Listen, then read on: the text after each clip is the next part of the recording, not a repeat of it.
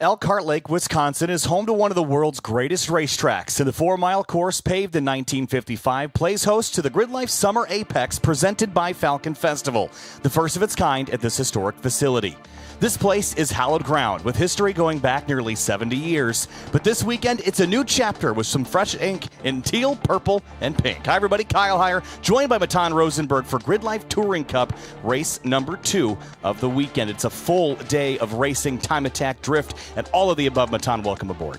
Morning, Kyle. I'm really excited to be joining you back in the booth here today. We got some great weather and hopefully some great racing ahead of us. It's been an unbelievable weekend with weather so far. Here's a look at the racetrack. 14 turns, 4 miles. We'll go over it a bit more a little while longer. That GRIDLIFE record, 204.877, broken this morning. We'll talk about that later this afternoon. Expected weekend attendance of over 10,000 people. 50-plus drift cars. The Briggs & Stratton Motorplex here this weekend. Over 300 competitors on course as well. This is a fantastic weekend. Let's have a look, Matan, at this track map. 4 miles, 14 turns, but it's a high-speed facility. It all starts with that big run down the long front straightaway. Absolutely, Kyle. You got a really long front straight, as you mentioned, coming into a fast turn 1 here at this track.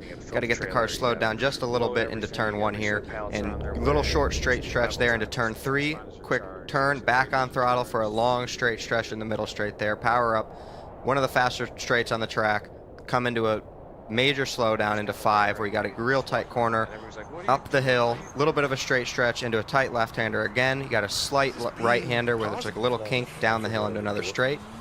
Make a tight left into the carousel, fast, high-speed corner. Got to be patient, wait, get on power. Now you power back up, go through the kink back there, and you're on the back straight, the fastest straight of this track, into Canada corner, and this is a major braking zone for these cars here.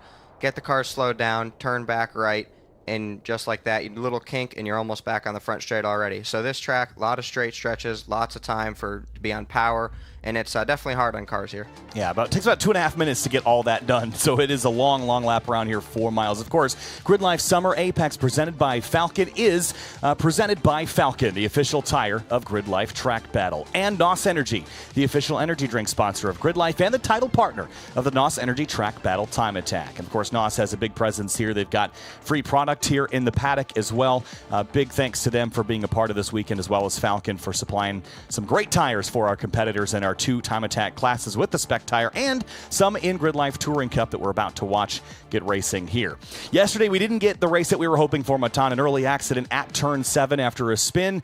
We had a bit of a pile up there. Unfortunately, Austin Hurdle's weekend looks to be over and done with. The car should be repairable. Eric Catil, though, he got his car repaired, and I saw that car out here this morning. He looks good to go. Yeah, it looked like a bunch of guys got together and helped Eric get that thing knocked back into shape a little bit, good enough to race today. So we're excited to see how he goes, comes back through the field. I believe we're starting from yesterday's finishing position, so I believe he's starting in the back. But it'll be exciting to see how he can do as long as the car holds up. And, it's always interesting to see if these late-night repairs hold up, because sometimes, you're trying your best to get it together, but racing is racing, and sometimes it goes how it goes. Yeah, and we'll talk a bit more about the rest of the weekend here, but have a look at the campers piling in. And last night, karaoke with T-Pain and Hurt. That was a vibe down there, rolling into the carousel area and seeing it packed full. I think tonight will be more of the same. This is a big place, Matan, but it really felt like there was some gravity down there, and I think we'll see more of that tonight. Yeah, it's pretty amazing going down into that by the drift track and by the festival grounds, and seeing how many people came out to just enjoy this festival we have here. It's pretty awesome how well this paddock is filled, and just everybody's enjoying themselves, different groups, everybody hanging out late at night, eating food, working on cars, all the fun things we do at racetracks, right? And there's the Briggs & Stratton Motorplex with drifting on it all weekend long, bringing a new experience here to Road America. It's been 11 or 12 years since Road America's seen any kind of drifting, and it's been even longer than that since it was on full course. So really glad to have some great drifting going on there. Nick Swan holding it down for us on the drift area, and they're doing some more full course drift later today. We'll have Grace sitting up here for that, and have a look at that paddock, Matan, packed full over there. Yeah, what'd you say? We have 300 cars here this weekend, Kyle? Yeah, it's really amazing to see everybody show up and come enjoy themselves here this weekend. And see that big area on the bottom right there. Twin Stunts is here, showing off some excellent stunts with their motorcycles and bikes. And you see there all the burnouts and things of the sort. And on the far right of the screen, you see the GLTC cars rolling out to take their pace lap around Road America. Now, you mentioned that the starting lineup is set by finishing order.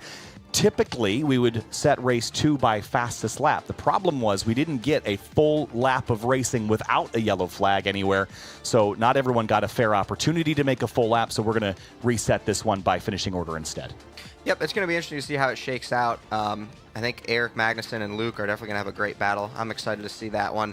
You know, they seem to be pretty similar in pace, and you watched how they ran down the straightaways and stuff. So I know James Houghton's going to be eager to get up there as well. I think as long as we can get some green racing, I think it's going to be a great race here. Yeah, we'll go over the starting lineup here in just a moment's time, but let's kind of update you on what happened yesterday.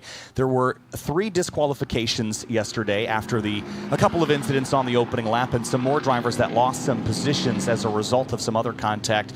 So the cars that will start at the tail of the field for this one, Jake Jornstad, Vitas Aronowskis, and Joe Tulo. And then Dai Win, we saw him over there at Canada Corner. That was just an issue that he had, not a disqualification. Eric Catil is going to start 48th in this one, so he's got a lot of work to do, Matan. If you're Eric Catil, you had a bad race yesterday, you're starting 48th. What's your goal? What's your plan for race 2? Well, I believe since they're starting this one off of finishing position, I think race 3 is going to be gridded on fastest time. So this is something where, you know, back in 48th, and if he has more pace than the cars he's around, he's definitely going to want to make a couple passes. But it's also very, very important to remember while you're in that car, you need to put in a good lap. So it'll be interesting to see how many passes he takes versus when he's going to back off a little bit and try to put in that good lap to try to salvage his weekend for race 3 and 4. See, no contact allowed there in that races section.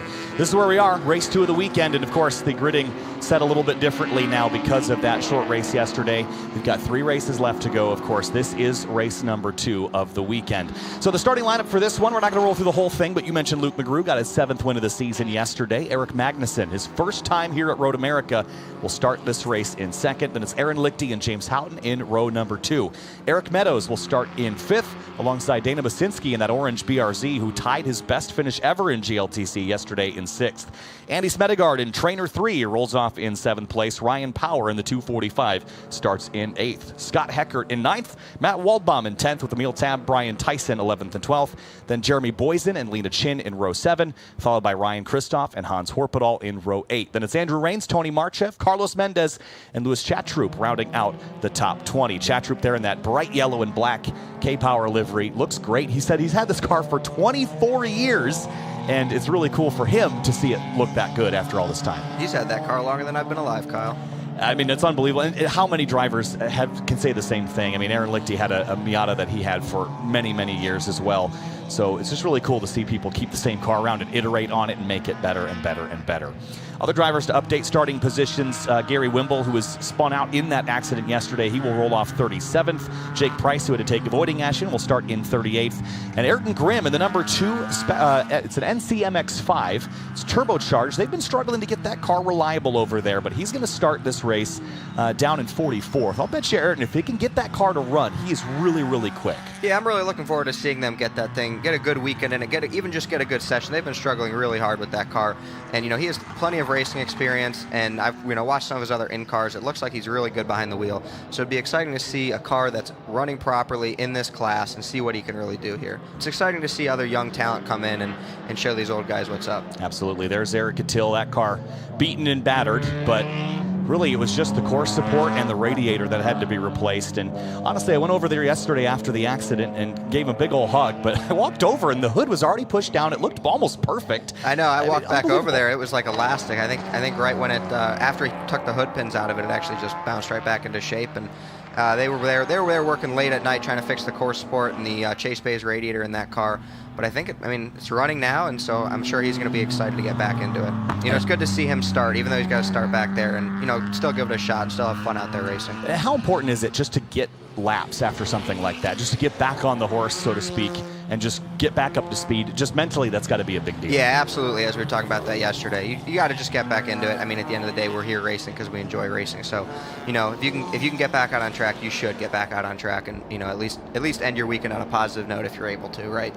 Absolutely. Look at them forming up 2 by 2, coming into Canada Corner there. Got spun this camera around, looking down the barrel of Canada Corner and the really the beautiful area down here in the Kettle Bottoms. It's absolutely gorgeous. Really amazing looking at such a diverse field here. Yeah, great looking cars. V8s, 4 cylinders, V6s, inline 6s, aero, no aero, heavy, light. There's a mix of everything in this single class championship, as Mike Cohn is going to bring this S2000 pace car back to home base. And we'll try this again, GRIDLIFE Touring Cup at Road America. Used to finish out our seasons, our finals used to be here, but now part of a new festival, GRIDLIFE Summer Apex, presented by Falcon. It's a nearly 55-car grid rolling through the last couple of corners. See Joel Morrison in the back. It was a brake booster problem for that green S2000 yesterday. So with that all out of the way, Race 2 and Saturday racing action from the National Park of Speed.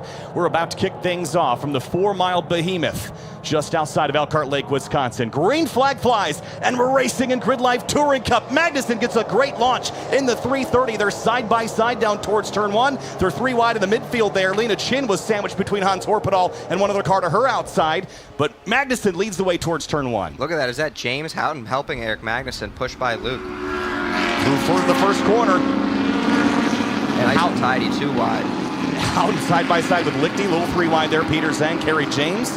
Nice clean opening corner. We head down to turn 3, Matan. It's going to be interesting to see how, oh, look at that. Eric Magnuson pulled a little bit ahead of Luke McGrew there.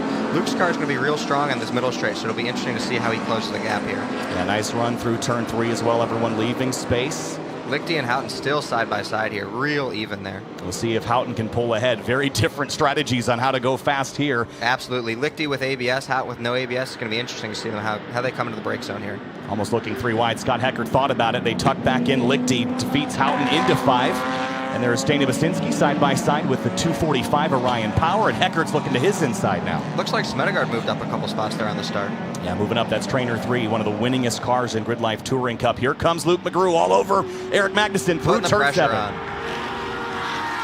Jumped the curve there at 7, but Magnuson pulled away, leaving that corner. Eric Magnuson has a lot of experience with some other racing series, so it'll be interesting to see how he does with Luke McGrew pressuring him, but I think he'll be okay. Eric Meadows has Andy Smedegaard hounding him as they work their way through turn 8, under the Speedville Bridge and into the carousel. All clean and tidy here. Little wiggle there from Peter Zhang in the red FRS that has an LS engine under the hood. A little bit of a secret until the thing fires up, but Magnuson leads the way down towards the kink for the first time.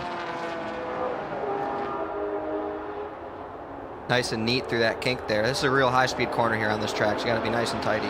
Smedegaard got a great run on Eric Meadows through the kink. He's going to have some overlap here. The track kind of wanders left to right to left, but I don't think he's got the power to out-drag the 3 into Canada corner. He might have the brakes for it, though. Here he goes. Down the inside, might open the door for Dana Basinski as well. Now coming up through Billy Mitchell Bend, turn 13. Magnuson had led the opening lap so far. He will continue to do so with the 7 trailing hot on his heels. And look at this, still side by side for about 5th place behind. Dana's looking in to try to get some action on that. We'll see if they keep battling. He might be able to get up in there with it. Maybe follow Andy through on that. Teammates of sorts on driver's left. I don't know if Dana's going to give a push here to Andy Smedegaard. He'll be given the signal to push, push, push. Eric Magnuson looks like he's going defensive on Luke McGrew. Luke has already driven right by him on the outside. Luke McGrew takes the lead away towards turn 1. And here comes Aaron Lichty as well, closing in the braking zone. That's for 2nd place. And Ryan Power on the attack on Smedegaard and Dana Basinski. Out wide over the rumble strips there for Dana. Great clean first lap. Now we do this again. 4-car breakaway at the front with James Houghton kind of glued to the back of Lichty. Can anybody defeat Luke McGrew? The strength of that car has been in a straight line. Go back to Mid-Ohio Sports Car Course a couple of weeks ago, just motored by Eric Cattell. But he doesn't give up a lot in the corner. See Wimble having a bit of an off down there into turn 3, but I think he's gotten it straightened back out. Here comes Lichty. Deep on the brakes into 5 on the outside of Eric Magnuson. That's a bold move going around the outside there, but it looks like he might be able to stick it. Not quite able to keep the overlap there, and now can Magnuson keep touch with the 7 of Luke McGrew? You know, if Lichty keeps pressuring Eric like this and keeps battling, it might just allow Luke to run away with this. I'd like to see them battle a little bit more up front here. Yeah, we'll see if Aaron can figure out how to find a way around the 330. Just such different strategies on how to go fast. All 3 of the 4 cars in the front have gone with the kind of a NASCAR-style spoiler blade versus the wing that Aaron Lichty's car has. And then to boot, they're all front-engine cars except for the Porsche as well. This is where the balance of that Porsche is going to be an advantage, though. Better front-rear weight balance. But a bit of a push there, I think, and Houghton was able to close up a touch. I bet Houghton's really hoping that Aaron and Eric battle a little bit more and he can get a little bit closer to him and maybe take advantage of that as well. Into the kink, the Meadows and Smedegaard battle is still on. Power has gotten by Vasinski.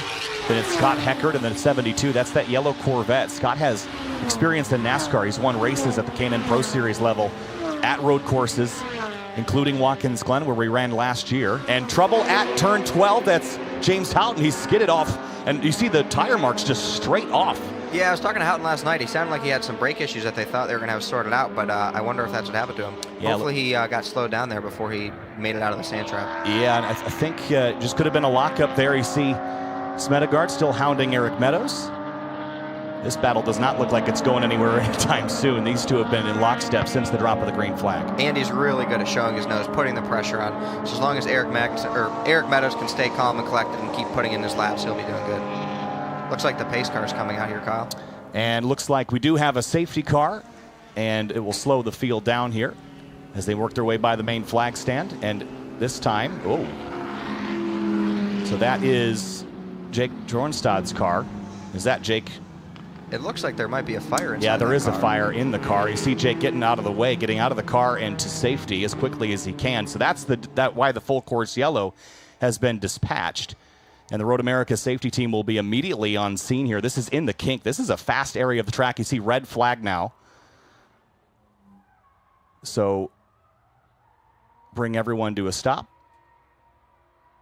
And you hear skidding in the background. That's just the Briggs & Stratton Motorplex. It always makes me nervous when you hear that. But that is a big fire there for Jake Jornstad's car. And you hate to see this, Matan, but Road America safety team immediately on scene, and they're going to go to work getting that put out. How quickly were they there? Immediately when the red flag came out, they get the trucks on scene, and this is one of the most professional crews in all of motorsports, Matan. Absolutely, Kyle.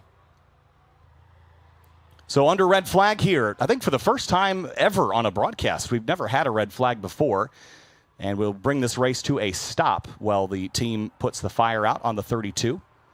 And you see the trail off into the kink there, and is that burned grass? Yeah, it looks like it. Either that or an oil trail. You know, I wonder if he had a mechanical failure or something, and oil, maybe a diff or a transmission, and oil got out and onto the exhaust, I wonder. I wonder if is this all the trail that's leading up to it? You see where the chicane rejoins on the top left of the screen there. Is that all the same trail? Yeah, I'm not sure there, Kyle.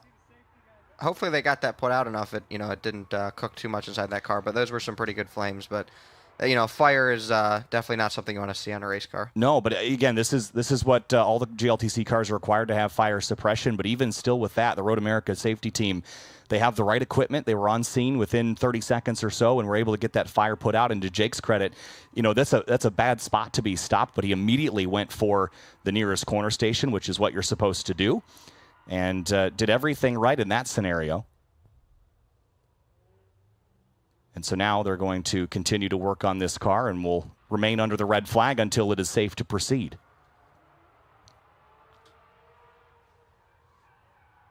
So here's the field all stopped on the front straightaway.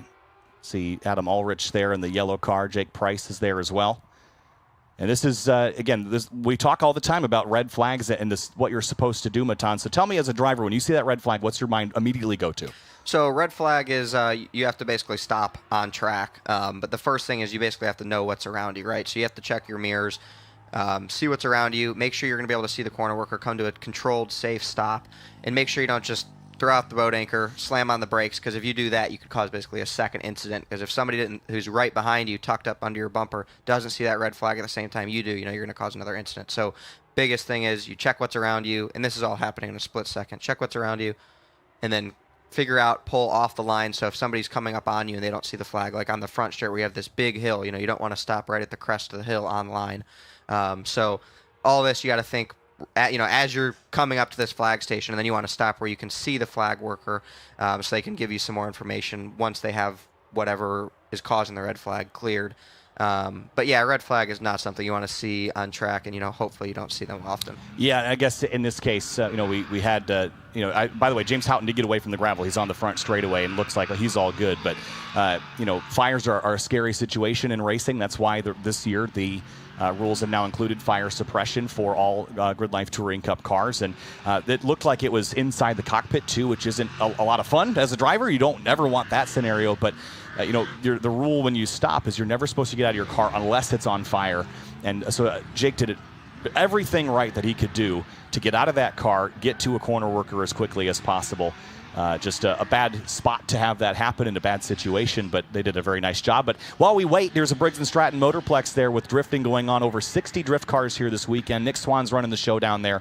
And Matan, this is all part of the GridLife Festival experience, giving people different things to watch and do at a racetrack.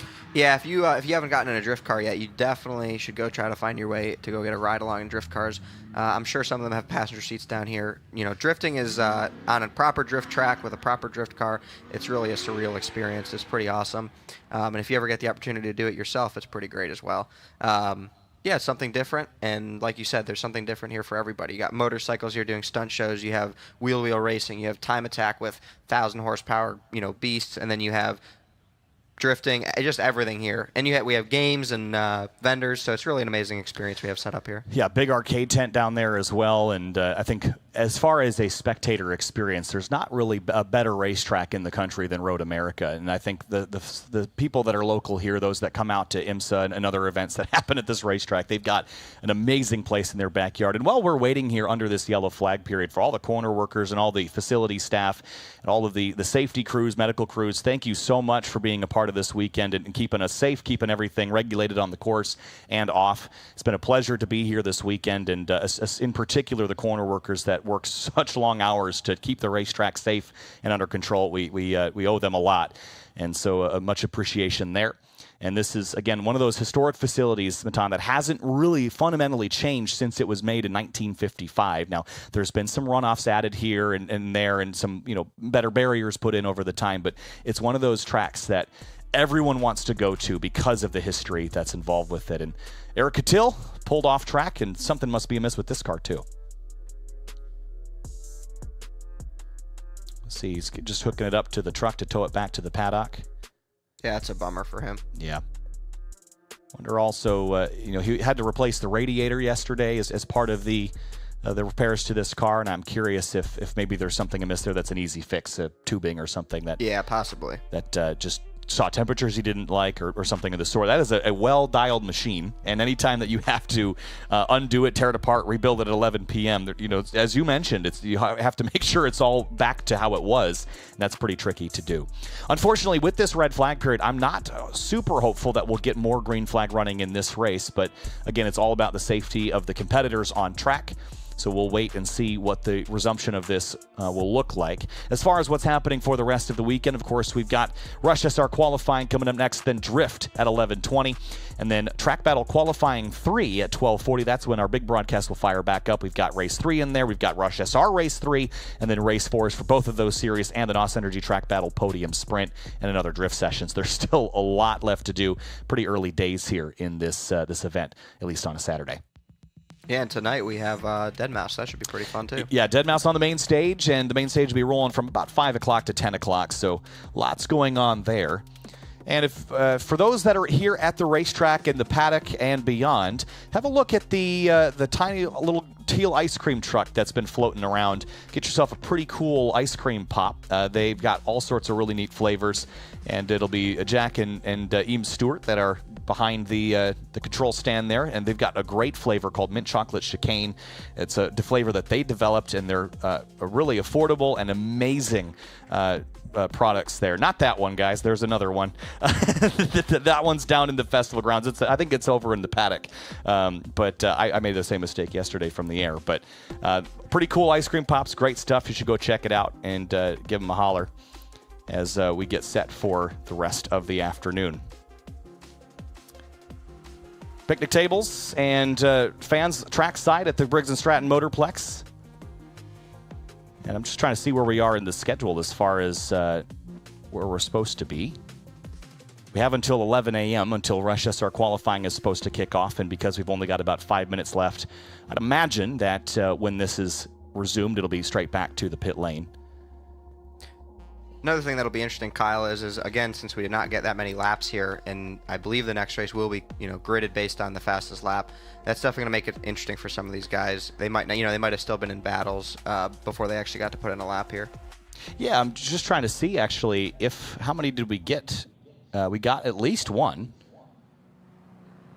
Looks like we're switching over here to full course caution now, and the red flag has been pulled. Yeah, so we're back under caution now, and we'll bunch the field back up. And everyone rolling back under speed again. And we will see what the rest of this holds, but I imagine with not a whole lot of time left, they could, in theory, if we could go back green immediately, Matan, we could get one more. And I would be in, well, no, we're not going to get that. We're going to have them go straight off at turn 5. So the field's going to make the slalom through the tire bundles at the exit of turn 5, and Luke McGrew, unofficially, will pick up a second win of the weekend. And we just got to get some green flag laps, Matan. We got to get the momentum rolling. It was going so well the first handful of laps. Yeah, we had some good battles forming there, and just never got to really see them work their way out. So I hope for race 3 and 4 we get some more green laps here. Yeah, so cars rolling back into the paddock area, and they'll get set up for their third race later today. And let's have a look. Unofficial results as always, but here's how things are going to stack up. Eric Magnussen doesn't seem like he can keep pace with Luke McGrew after a few laps, but the early moments, he was really quick. And Aaron Lichty really doing well in that number 19. Third place for him, Eric Meadows, Andy Smedegard, Ryan Power, Basinski, Heckert, Waldbaum, and a Tab, the rest of the top 10. Down the rest of the order there for the top 20. Hans Horpedal up a few spots. Tony Marchev, Ryan Kristoff in that number 46 CRX. It's got quite the secret under the hood of that car. A lot of development going into the CRX, and Kristoff's piloted that to a top 15. Brian Leonard in the Chase Bay's 337 FRS up to 22nd place. Joel Morrison made up a handful of spots after having his brake booster problem in race number 1. And the last couple of pages here showing the tail end of the results. After another shortened race here for GridLife Touring Cup because of a fire on course, drivers okay, but a quick and prompt response from the Road America safety team could have saved that chassis from more extensive damage. But with that, that will conclude GridLife Touring Cup race number 2. The next time that you'll see the live broadcast will be the NOS Energy Track Battle Qualifying 3 at 12:40, and we'll see you there.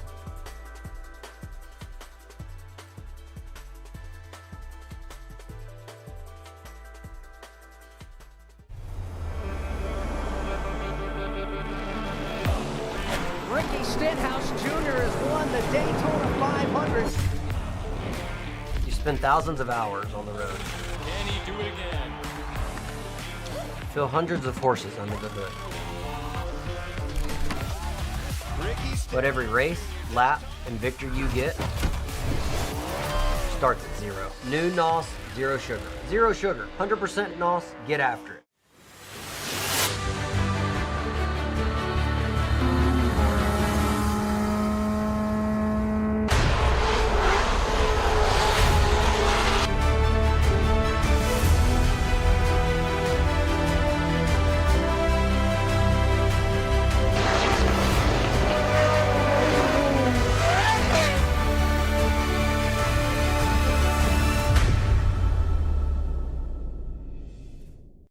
The Falcon Azenis RT660 is the enthusiast choice for ultra-high performance. Engineered for predictable handling and stability, the RT660 provides maximum traction both on and off the track.